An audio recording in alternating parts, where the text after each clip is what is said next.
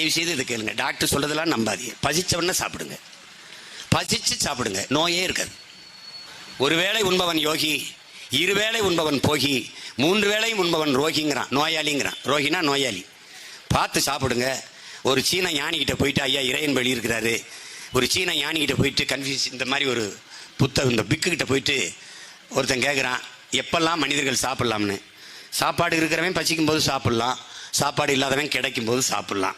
அப்படி மாதிரி சாப்பாடு இருக்கிறவர்கள் பசிக்கும் போது சாப்பிடுங்க, இல்லாதவன் கிடைக்கும் போது சாப்பிடுங்க. இவ்வளோதான். இதுதான் கோட்பாடு. நடக்கிற இடத்துல விதைக்காத, விதைக்கிற இடத்துல நடக்காத.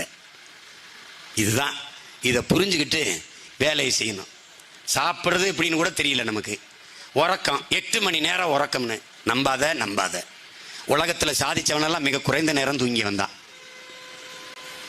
எனக்கு தூக்கம் வர்றதில்லை பல இரவுகள். உனக்கு தெரியும், காரணம் நீங்கள்லாம் தான். பல இரவுகள் தூக்கம் வர்றது